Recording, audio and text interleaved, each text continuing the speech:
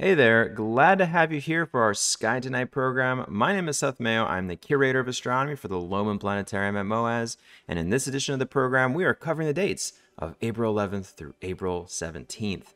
We're going to start by talking about Jupiter and Neptune getting really close in our morning sky just before sunrise, another great conjunction going on. Then we're going to focus towards the west just after sunset, where we can start to say farewell to the great star cluster of Pleiades, or the Seven Sisters. Then we're going to watch the moon kind of move across the sky as it culminates in a full moon by the middle to late of this week. So let's get to it. As the planetarium party still is occurring in the morning sky just before sunrise, looking towards the east, there is another great conjunction going on between two planets. Just for reference, so we know what planets are here, there are 4 planets that are kind of nicely lined up, rising out of the east and kind of moving slightly towards the south. So you notice this is Jupiter right here, that's lowest in the sky. Then we have Venus that shines brightest.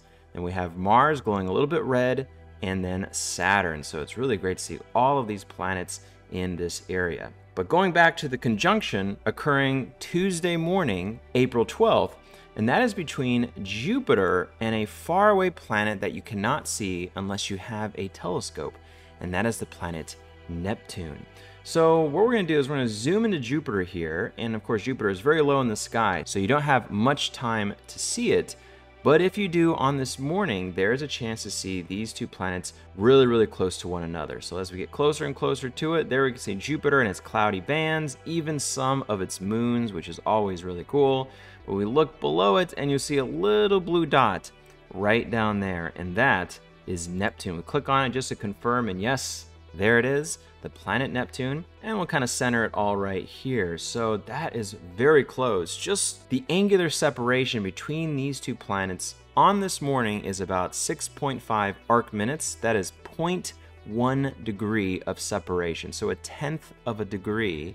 And again, half a degree is about the width of a full moon. So the separation between these planets is about 1/5 of a full moon width's diameter. That is very close, which means you can see both of these planets through a telescope at the same time. And with Neptune in particular, you do need a telescope to see it anytime because of how far away it is. It is the 8th planet in our solar system, taking 165 years to go around the sun one time. And on this morning, if you have a chance to see it, it's about 31 astronomical units away from Earth. So that's 31 times the Earth-Sun distance. That puts it at about 2.8 billion miles from the Earth. The reflected light from Neptune takes 4 hours and 16 minutes or so to travel from it to get to us. So it's 4 hours and 16 light minutes away.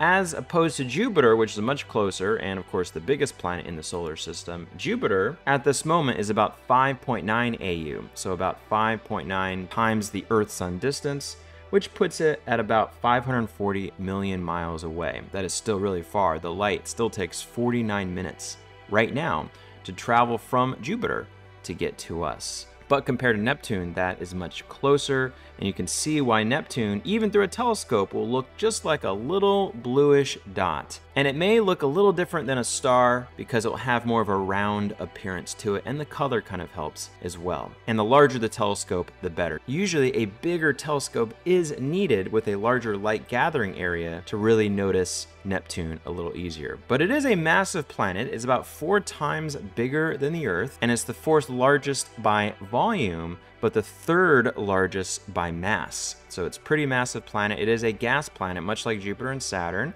so mostly made of hydrogen and helium. But just like Uranus, Neptune has a lot of ices, and what that means is a lot of volatiles like ammonia and water and methane. And that methane and ammonia is what turns Neptune that bluish color that you see in its atmosphere. And that atmosphere is very cold. It's one of the coldest atmospheres in the solar system, getting down to temperatures as cold as -361 degrees Fahrenheit. And that atmosphere is one of the windiest in the solar system. Some wind speeds have estimated to clock in at about 1,300 miles per hour. So it's a pretty cold and windy environment. And there are storms there as well, not as prominent as Jupiter, but back in the 80s and 90s when we were flying the Voyager spacecraft past these type of planets, we saw the great dark spot, much like the great red spot on Jupiter. And now there are other spots that have kind of come and gone since then that represent these very large storms on this faraway planet in our solar system. So it's an amazing world that doesn't get enough attention because of its distance away from us. But when it gets close to another planet, that provides a great opportunity to go look at it, especially if you're an astrophotographer, if you want to take a picture through one field of view, getting Jupiter and its moons, and maybe Neptune as well, all in one view can be quite nice. So this is another great conjunction going on here in the morning sky where all these planets are occurring. Hopefully you have a telescope to see it, and if not, that's okay. It's just kind of cool to know that it's there in that part of our morning sky. Now, if you've been spending time looking at the evening sky just after sunset toward the west, you may have started to notice that the wonderful grouping of stars known as the Pleiades star cluster and is getting lower in the sky and slowly beginning to set towards the west and northwest. We still do have some time to see it before it's completely gone, but I wanted to mention this because it's still high enough for most people to see, even if you have a bit of an obstructed horizon. And it's an object always worth mentioning because it's so easily visible to the naked eyes, even better through binoculars since it's such a wide field object. As we zoom to it, we can get a better view of it here in Stellarium. And I always love talking about this cluster. It's really one of the closest star clusters to Earth at about 444 light years away. The light takes more than 400 years to travel from it. And from Earth, of course, it's known as the Seven Sisters because you can see about 7 stars. In a dark sky, most folks can see only about 6 stars. But now that we're zoomed into it, in reality, there are hundreds, if not thousands of stars in this cluster. And looking at it through binoculars or even telescope, it's always so impressive to see so many stars packed in one region of the sky or in space, especially with Pleiades. Those hot blue stars are the prime components, representing the daughters of the Titan named Atlas, who bared the sky on his shoulders. And through beautiful astrophotography images, the dust that just so happens to be in between us and those stars are being lit up and turned a little bit blue that we see here. So it's a wonderful cluster that is relatively young because the stars are so hot. These type of blue stars don't live very long, and right now they're about 100 million years old. Of course, that sounds old, but for a star, that is not much time. And this cluster won't last forever. They're actually slowly moving away from each other. In about 250 million years, they'll actually disperse due to gravitational influences of other objects around it. So even though this cluster isn't setting just yet, I still wanted to mention because it is getting pretty low in the sky. And as we've talked about before, this cluster sits on the back of Taurus the bull, the great bull from the zodiac. And so it is part of this very old constellation here for reference.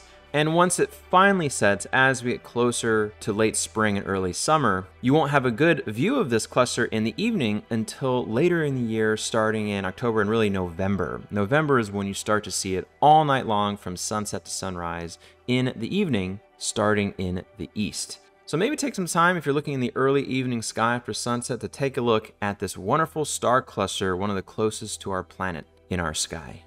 As we focus on the moon this week, you'll see the moon in the evening, Monday night, April 11th, situated inside the head of Leo the lion. And at that point, the moon is a waxing gibbous that we find here. But let's continue on through the week as we get through the 12th, the 13th, the 14th, and then by Friday, April 15th, we have a full moon, or at least close enough to a full moon. You could say the full moon is either on the 15th or the 16th on Saturday, situated around there. But the evening of the 15th is closest to the exact time of the full moon. The first full moon of the springtime is called the paschal full moon. You may have heard that before. That is an important phase of the moon in religious traditions. And for those who celebrate Easter, Easter does occur the Sunday after the paschal full moon. So we have Easter coming up this Sunday on April 17th. In April, though, the full moon is usually called the pink moon. And that has to do with the springtime being here and flowers are blooming. Plants are thriving again, at least here in the northern hemisphere where spring occurs at this time of the year. So it's kind of a celebration of spring for the full moon at this time. And there are many other names for this moon during this time of the year. Sometimes you hear names like the sprouting grass moon or the egg moon, the fish moon, the maple sap boiling moon, the goose moon, and the birds laying eggs time moon. There's a lot of long named moons as well. But traditionally, either the pink moon or, since it's the full moon for the spring, the paschal moon that we have here either on the 15th or the 16th. And usually the full moon at this time of year is situated inside a very springtime constellation, which we already mentioned in our last episode, and that is of Virgo the Maiden, who in Greek mythology may have ushered in the spring since she's out all night long at this time of the year. So for the full moon, you'll see it pretty close to the star Spica, the ear of wheat star that we find inside of Virgo. So look out for the pink moon, the paschal moon, just the full moon occurring near the weekend as we continue to celebrate the spring here in the Northern Hemisphere.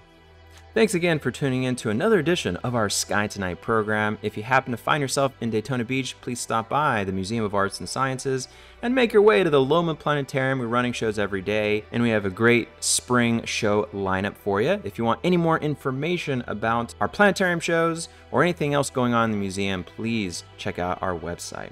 We hope to see you back here again. Take care, and of course, happy stargazing.